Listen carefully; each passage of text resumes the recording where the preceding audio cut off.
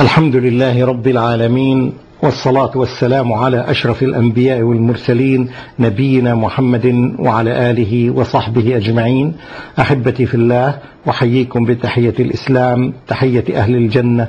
السلام عليكم ورحمة الله وبركاته. This lecture is about a question: do we need to build minarets for our mosques?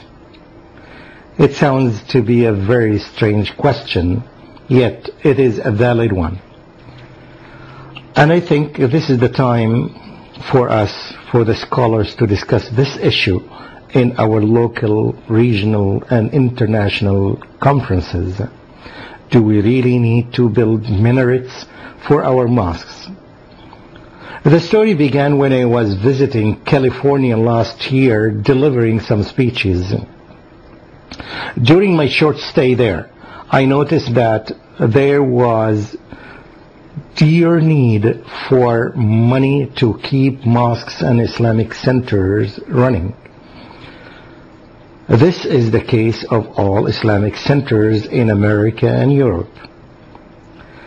Do you know that the minimum annual running expenses for a masjid with a volunteer imam is around $50,000, and none of it goes to the imam?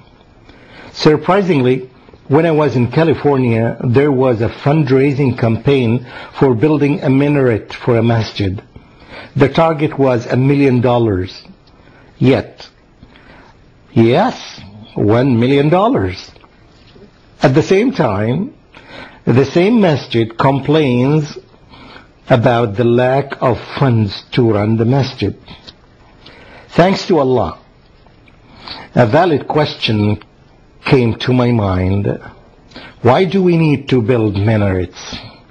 Is it an obligation or a sunnah of the Prophet sallallahu alaihi wasallam? Or is it a cultural tradition related to Islamic architecture? When I went home in Virginia and I began immediately to search for the answers, I began my search process asking scholars, digging into yellow books, and browsing the internet, hoping to find, to hear, or to see any authentic source to confirm that building a minaret is an obligation or even a sunnah. To my astonishment, there was nothing. I said, Alhamdulillah. Then why do we need to build minarets now? It is true. In the past, there was a rationale behind having minarets. It was the highest place for the muezzin to call the biggest number of people to come to salat.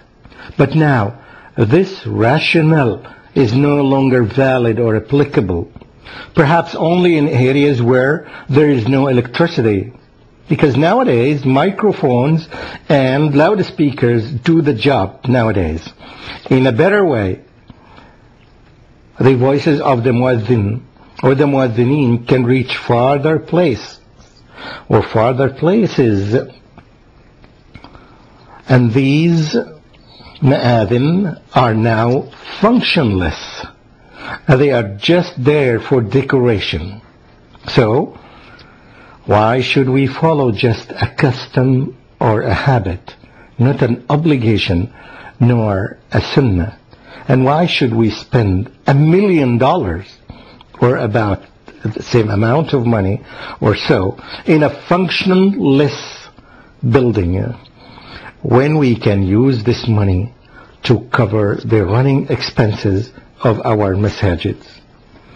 Not only in the West, but also in the East.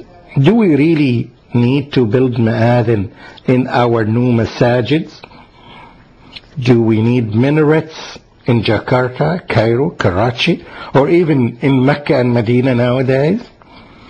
I'm quite positive that our Muslim scholars can play a great role in teaching Muslim communities that the minarets are no longer needed.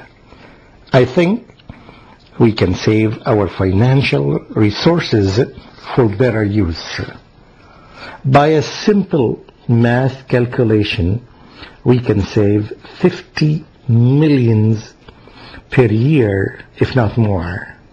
This amount of money can save the lives of millions of the poor people who die out of hunger and starvation. I'm also quite sure that the new generations who are Sunnah driven will be courageous enough to discuss this issue further, and by the help of Allah they would manage to put it into action. This material is recorded by Professor Mamdouh Mohamed, an educational consultant in America and overseas. For more information, you can visit his website www.islamfromatoz.com.